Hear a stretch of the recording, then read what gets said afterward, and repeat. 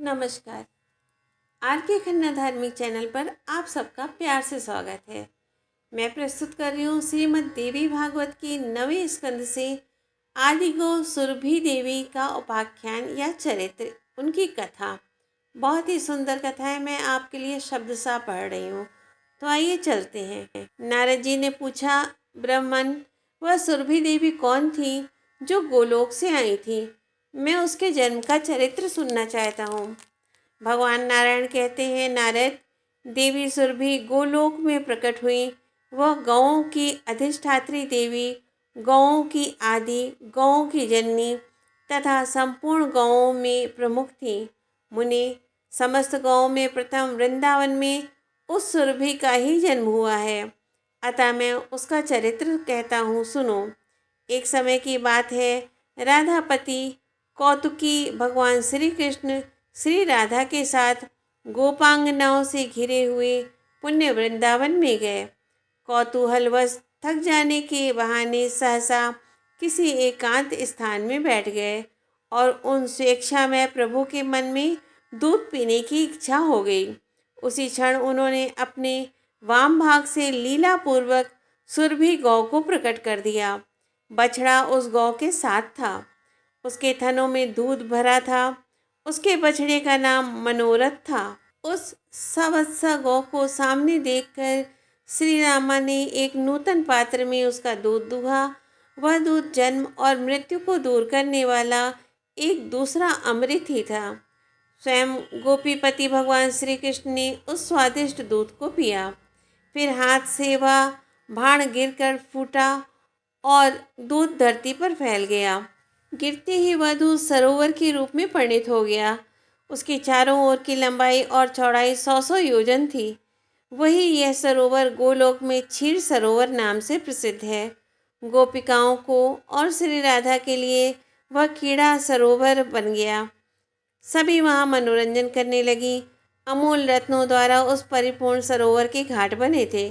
भगवान श्री कृष्ण की इच्छा से उसी समय अकस्मात असंख्य कामधेनु गौएं प्रकट हो गईं।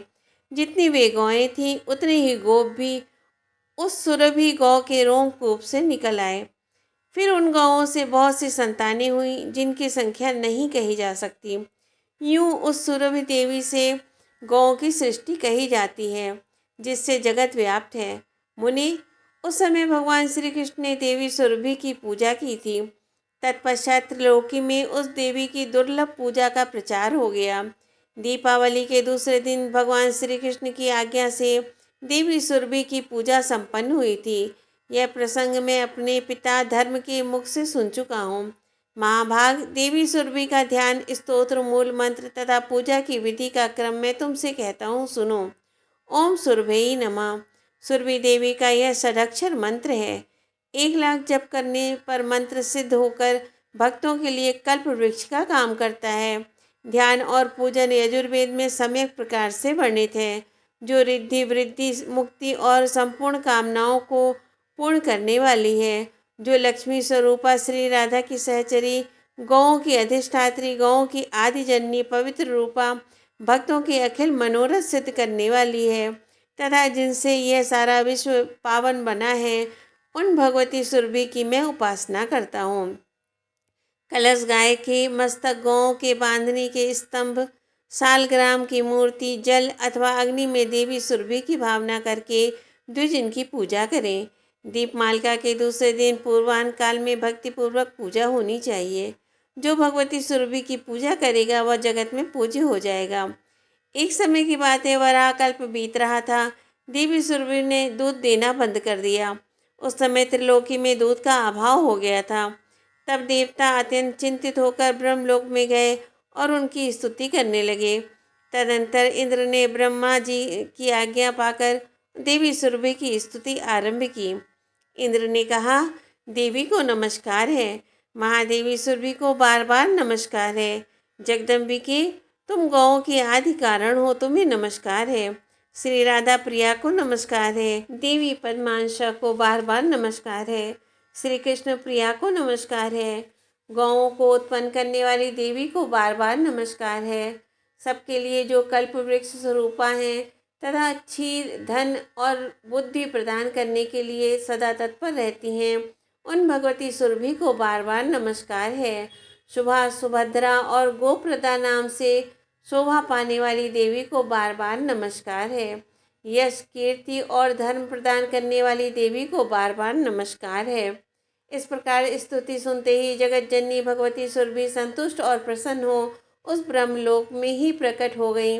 वह सनातनी देवी देवराज इंद्र को परम दुर्लभ अभीष्ट वर देकर गोलोक को चली गई।